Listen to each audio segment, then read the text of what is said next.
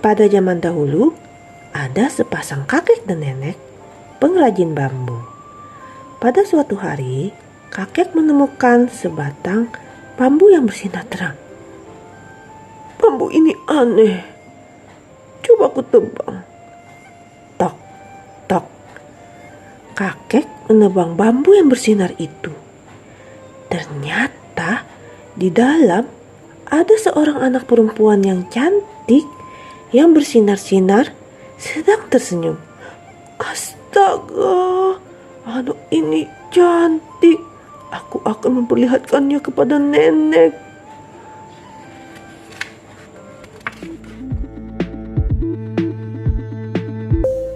Halo semua, kembali lagi bersama Dindin. Maaf sekali ya karena saya lama sekali baru bisa membuat video yang baru ini. Dan di kesempatan kali ini saya akan membahas komik yang memakai mitologi Jepang, yaitu Putri Kaguya. Putri Kaguya adalah salah satu mitologi Jepang yang cukup terkenal. Walaupun menurut saya sih ceritanya nggak heboh-heboh banget. Dan kalian pasti sering mendengar nama Kaguya. Contohnya seperti di film ini, Kaguya sama Love is War. Tapi ini hanya namanya aja yang sama ya. Karena ceritanya tidak ada hubungannya sama sekali dengan mitologi Jepang ini.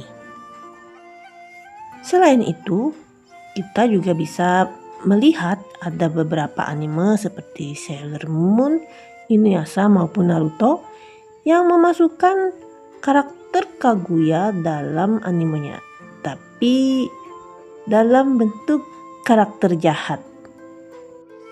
Seperti di Sailor Moon ini kita bisa lihat di Sailor Moon the Movie tentang Luna yang berubah menjadi manusia. Di situ ada Kaguya, tapi sini Kaguyanya jahat.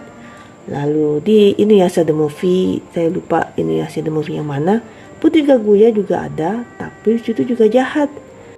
Kemudian di Naruto di chapter akhir, di arc terakhir lah, itu dimunculkan karakter Kaguya.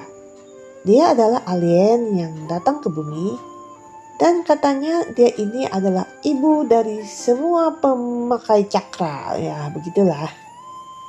Saya sendiri sih kurang mengerti kenapa dia bisa muncul.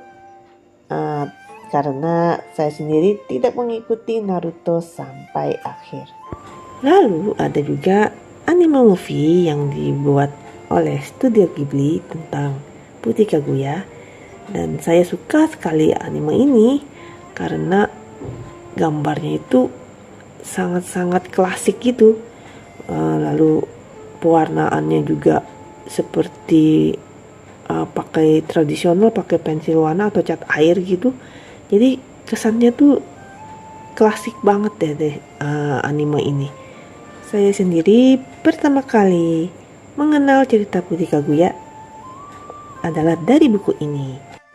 Buku ini adalah buku cerita berdongeng bergambar yang dibelikan oleh orang tua saya. Dan sebenarnya saya punya buku seperti ini banyak judul, tapi bukunya sudah entah ada di mana.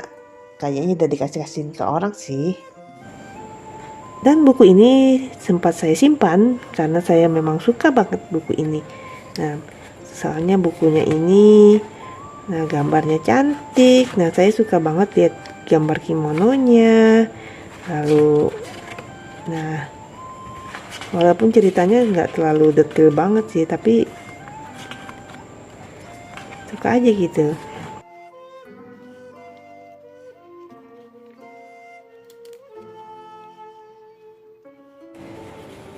Di kesempatan kali ini saya akan membahas dua komik sekaligus. Dua komik ini sama-sama diangkat dari cerita Putri Kaguya ini.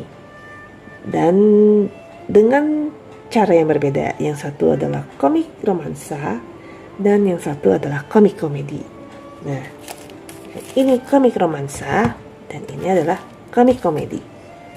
Pertama, saya akan sedikit mereview komik gaya Chiho Saito ini. Komik ini berjudul asli Kaguya-den dan oleh Alex Media komik ini diberi judul Tale of Kaguya. Komik ini terbit di Jepang di tahun 2018. Jadi komik ini masih tergolong baru dan di Jepang sana sudah mencapai volumenya yang ke-11. Sedangkan di Indonesia komik ini baru mencapai volumenya yang keempat. Dan di komik ini kita cukup dimanjakan dengan art-artnya dari Hiko Saito yang cantik, anggun, dan juga tampan. Nah, ya begitu deh. Nah. Dan walaupun cerita ini berjudul The Tale of Kaguya, tapi fokus dari komik ini adalah bukan Putri Kaguya, melainkan seorang wanita yang bernama Tsukuyomi. Nah, ini Tsukuyominya mana? Nah, Tsukuyomi ini dia menyamar menjadi laki-laki. Dia menyamar itu supaya bisa bergabung menjadi prajurit Takiguchi yang bekerja untuk kaisar. Sebenarnya dia bergabung di prajurit Takiguchi ini juga untuk mencari kebenaran tentang kematian kakaknya. Kakaknya ini meninggal dengan misterius di hadapannya sehingga ia sangat penasaran kenapa kakaknya meninggal. Nantinya si Tsukuyomi ini akan bertemu dengan Putri Kaguya yang waktu itu akan dipersunting oleh kaisar. Dan Tsukuyomi ini menjadi salah satu pengawal Putri Kaguya.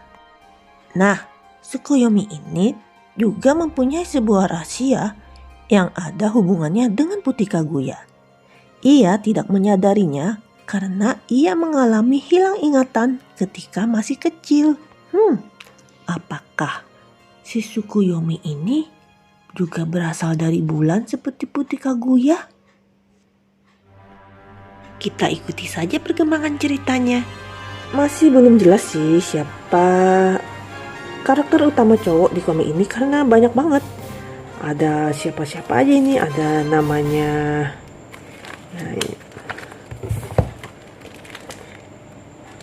Nah, seperti di sini. Ada si Okami, ada Susano. Kalau kaisar bukan ya. Ini bukan ya. Lalu Fukuro. Nah, jadi 3 cowok ini entah yang mana karakter utama cowoknya. Lalu komik yang kedua yang mengambil juga dari cerita mitologi Putri Kaguya, ini Putri Kaguya. Komik ini berjudul asli Suppa Kaguya Hime. Dan ini adalah karya dari Muroyama Mayumi. Nah, kalau kalian mendengar nama Muroyama Mayumi, pasti kalian tahu dari video saya sebelumnya. Saya pernah mereview komik Asari-chan. Nah, itu dari pengarang yang sama. Dan seperti yang kita lihat ya, Asari-chan itu adalah komik komedi. Dan komik ini juga adalah komik komedi. Kalau kita sebelumnya di Tale of Kaguya ini disuguhkan Putri Kaguya yang cantik, anggun. Kalau di komik ini berubah drastis. Putri Kaguya yang anggun sangat-sangat jadi konyol. Cerita komik ini adalah 1000 tahun setelah si Putri Kaguya kembali ke bulan. Nah, sebelum Putri Kaguya kembali ke bulan, ia mengatakan bahwa ia akan kembali untuk menemui kakek dan nenek. Tapi karena ini sudah 1000 tahun ya, jadi kakek dan nenek tentunya sudah meninggal ya. Putri Kaguya tidak patah semangat. Ia bahkan ingin berbalas budi kepada keturunan kakek dan nenek Taketori. Padahal kakek dan nenek kan tidak punya anak. Bagaimana bisa ada keturunan? Ya, entahlah, mungkin setelah si Kaguya pergi, kakek dan nenek mengangkat anak, atau tiba-tiba mereka bisa punya anak. Ya, entahlah. Dan si Putih Kaguya pun menepati janjinya. Dan ternyata selain untuk menepati janjinya, dia bermaksud supaya bisa makan enak. Pokoknya kelakuan Kaguya di sini sangat tidak menampilkan sisi anggun dan berwibawa sama sekali seperti di cerita di Tale of Kaguya atau di cerita Putih Kaguya ini. Pokoknya beda banget kelakuannya itu. Sampai-sampai dia sering bertengkar dengan Suzuki, putri dari keluarga Taketori ini. Nah, ini jadi seperti ini. Oh ya. Jadi si Putih Kaguya ini katanya sampai bikin surat, suatu hari aku pasti akan kembali, amanat turun menurun katanya. Tulisanku tidak tahu aturan. Nah, dia kan bukannya itu malah dia makan. Putih Kaguya makannya seperti itu ya. Aku datang untuk makan, cerewet. Jadi datang untuk makan. Pandangan yang merendahkan. Seperti di ceritanya kan, Putih Kaguya ini keluar dari bambu. Jadi dia selalu menebakkan rebung ketika ia marah. Lalu rambutnya bisa menjadi sangat panjang. Lalu ternyata di bulan, Kaguya setiap hari cuma makan rebung, sehingga ia menjadi bosan dan ingin kembali ke bumi dan mencicipi kembali makanan di bumi yang enak-enak. Oh ya, di komik ini juga selain Putih Kaguya, nantinya akan muncul beberapa karakter dari cerita legenda Jepang lainnya. Seperti ini ada Amaterasu, ada Putih Hamaguri, saya nggak tahu Putih Hamaguri apa. Kintaro, kalau Kintaro kita tahu ya. Lalu Momotaro dan Putih Hachikaguchi. Saya sendiri kurang tahu ya kalau karakter Jepang yang dari legenda Jepang lain ini. Tapi yang kalau Kintaro dan Momotaro sih saya sering dengar ceritanya. Karena komik ini adalah terbitan tahun 1997, jadi sepertinya akan ada kesulitan kalau kalian ingin membaca buku ini. Sekian review saya tentang komik yang terinspirasi dari legenda Putih Kaguya. Sekian video dari saya. Terima kasih sudah menonton. Dah.